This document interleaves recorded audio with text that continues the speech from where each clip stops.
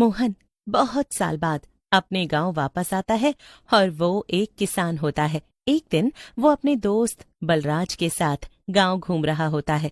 तभी उसको एक खेत नजर आता है। उस खेत में गन्ने की बहुत अच्छी खेती हुई होती है।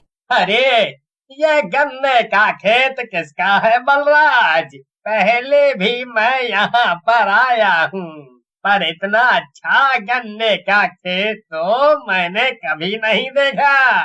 ये तो हमेशा से ही यहाँ है और हर साल यहाँ गन्ने की खेती ऐसे ही होती है। तू कैसे भूल गया?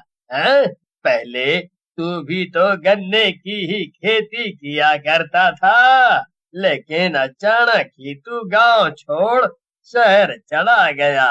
वैसे ही कोई आता होगा यहाँ हर साल अपनी नई फसल उगाने, शहर से कुछ सीख कर गांव में उसका उपयोग करने।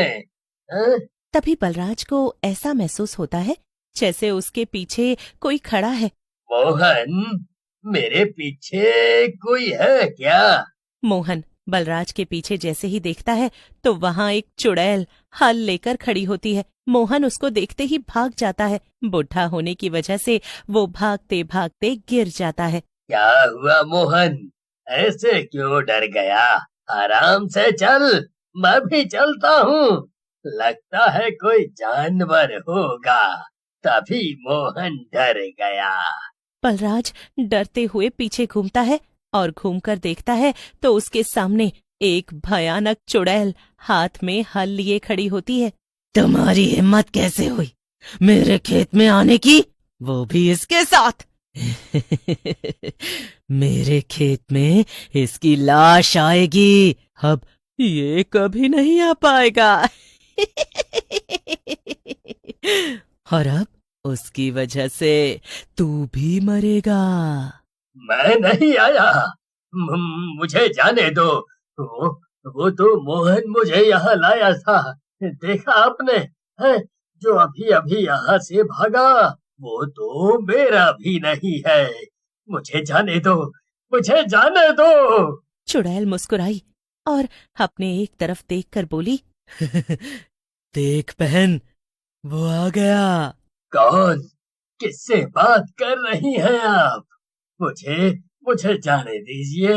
मैं मैं आपके पैर पड़ता हूँ। चुड़ैल बिना उसकी बात सुने ही उसको मार देती है और मरने के बाद वो एक गन्ने में बदल जाता है। वाह, ये गन्ना भी मोटा हुआ है। कितना सुंदर खेत लग रहा है हमारा। लोग भी हैरान थे। किसी ने आज तक गन्ने की इतनी अच्छी फसल नहीं देखी थी, लेकिन हर साल ही ये गन्ने का खेत खुद ही उग जाता था। गन्ने इतने मोटे मोटे दिखते थे मानो कितना रस भरा हो उनमें, और एकदम लंबे लंबे। एक दिन राम और भूषण उसी खेत से होते हुए कहीं जा रहे होते हैं। अरे राम भैया, देखो तो ये गन्ने का खेत कितना अच्छा लग रहा है। हाँ भूषण, इसकी फसल तो सच में बहुत अच्छी लगी है। क्यों ना रात में आकर कुछ गन्ने चुरा लेते हैं और फिर बैठकर आराम से खाएंगे। देखेंगे कितना स्वादिष्ट है ये गन्ना। हाँ ठीक है, कुछ गन्ने खाएंगे और कुछ गन्ने का जूस बनाएंगे, ताकि बच्चे भी उसका थोड़ा थोड़ा स्वाद लेकर पी सकें। राम और भूषण रात को निकल जाते हैं और बिना आवाज किए गन्ने के खेत में पहुंचते हैं और वहां से गन्ने निकालकर अपने घर की तरफ चले जाते हैं। इस बात का अंदाजा चुड़ैल को नहीं होता है। तभी वहां खेत में चुड़ैल आ जाती है और देखती है कि उसके गन्ने गायब हैं। कौन कौन मेरे गन्ने चुरा कर ले गया? अब मैं उनको जिंदा नहीं छोड़ूंगी। वहां राम और भूषण मजे से गन्ने खाने बैठ जाते हैं, लेकिन तभी राम को टॉयलेट लग जाती है और वो चला जाता है। लेकिन भूषण से नहीं रहा जाता और वो गन्ना खाने लगता है। लेकिन जैसे ही वो गन्ना खाता है तो वो देखता है कि वो अपने ही गांव में है, लेकिन एक बहुत पुराने समय में, जहां गांव में उसको दिखाई देती हैं दो बहनें, जिनका नाम था सीता और गीता। दोनों बहनों के अलावा उन दोनों के पास कोई नहीं था। उनके माता पिता का एक्सीडेंट बचपन में, पर जाते जाते उन्होंने अपनी दोनों लड़कियों के लिए एक खेत छोड़ दिया था जिसमें वो गन्ने की खेती किया करती थी। और उस खेत में गन्ने इतने अच्छे होते थे जिससे उनका जीवन आराम से चल जाता था। भूषण ये सब देखकर हैरान हो जाता है। भूषण को आश्चर्य होता है। वो बस चलने लगता है तो देखता है दोनों बहनें एक गाड़ी में सामान भर रही हैं। चलो दीदी, सारे गन्ने गाड़ी में रखवा दिए हैं, अब हमें भी बाजार जाना होगा, तभी हम इसका जूस लोगों तक पहुंचा पाएंगे और आज का मुनाफा कमा पाएंगे। वो दोनों रास्ते से जा ही रही होती हैं कि तभी उनकी गाड़ी के नीचे एक कील आ जाती है और उनकी गाड़ी पंचर हो जाती है। सीता गीता डगमगा जाती हैं और जब बाहर निकलकर देखती हैं, लगता है ये कील किसी ने जानबूझकर सड़क पर रखी है ताकि हम बाजार ना पहुंच पाएं। और इसे कौन रखेगा दीदी? मुझे शक तो मोहन पर है। मोहन तो वही चाचा हैं जो अभी कुछ दिन पहले ही गांव में वापस आए हैं, लेकिन वो तो भले इंसान लगते हैं। वो इन दोनों के साथ ऐसा क्यों करेंगे? क्या पता इनकी कोई गलतफहमी हो। लेकिन गीता का शक बिल्कुल सही निकलता है। वो कील उनके पड़ोसी मोहन ने बिछाई होती है। मोहन उनके बगल वाले खेत में गन्ने की खेती करता था और बहुत घमंडी था। हर वक्त सीता और गीता से जलता रहता था। क्यों आया मजा? आज तो मेरे ही गन्ने के जूस पियेंगे लोग और तुम यहीं खड़ी की खड़ी रह जाओगी रोती हुई। तुम्हारे गन्ने कोई पूछेगा भी नहीं। अब यहीं रहो अपने गन्ने लेकर।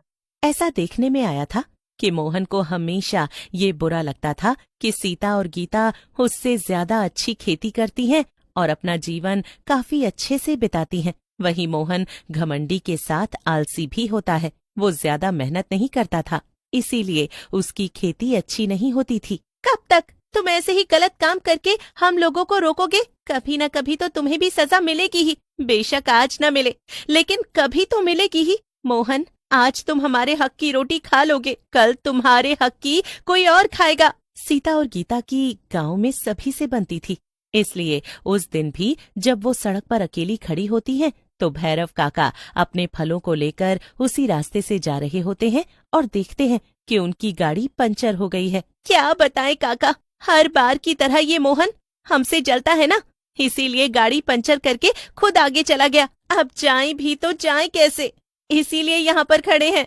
ऐसे कैसे? मैं हूँ ना, मैं तुम दोनों को वहाँ तक छोड़ कर आऊंगा और फिर वापस लेकर भी आऊंगा। तुम चिंता मत करो, सारे गन्ने मेरी गाड़ी में रख दो और चलो मेरे साथ। सीता और गीता उनकी बात सुनकर बहुत खुश हो जाती हैं और उनका शुक्रिया अदा करते नहीं थकती। दीदी, आज हम भले ही लेट आए हैं, लेकिन हमारे सारे गन्ने बिक गए और जूस भी। हमारी मेहनत का फल हमें मिल गया दीदी। हाँ, बात तो तुम सही कह रही हो, लेकिन ये सब मोहन देखकर बहुत जल रहा होता है। मोहन घर जाते ही सबसे पहला काम करता है, गीता और सीता को मारकर उन्हें उनके गन्ने के खेत में ही दफना देता है। लेकिन उसके बाद उसका खुद का खेत भी बर्बाद होने लग जाता है। मोहन उसी समय शहर के लिए निकल जाता है और फिर वहीं रहने लग जाता है।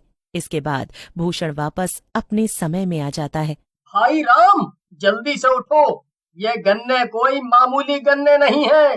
भूषण, क्या बकवास कर रहे हो? समझ सकता हूँ कि स्वाद में अच्छे हैं तो तुम कुछ भी बोल रहे हो, हैं? अरे ये गन्ने उन दो बहनों के हैं और जादुई हैं। हमें कैसे भी ये गन्ने वापस खेत में रखने होंगे। तुमने सुना था वो मोहन चाचा जो शहर से यहाँ रहने आए हैं, आखिर शहर क्यों गए थे?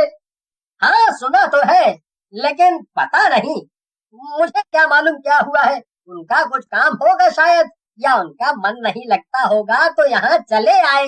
भूषण और राम मोहन को पकड़कर उस खेत में ले जाते हैं और चारों तरफ अंधेरा हो जाता है। अचानक से दो चुड़ैलें वहां आती हैं। दोनों चुड़ैल उसको पकड़कर मार डालती हैं और सारे गन्ने एकदम से खत्म हो जाते हैं और उनकी जगह लोग आ जाते हैं, जिनको देखकर गांव वाले बहुत खुश हो जाते हैं। जैसे ही वो मोहन को मारती हैं, उनको शांति मिलती है और वो चुड़ैल मुस्कुराते हुए गायब हो जाती हैं। अब तो गन्ने का जूस पीने में डर लगेगा। कहीं हम भी वो गन्ना ना बन जाए।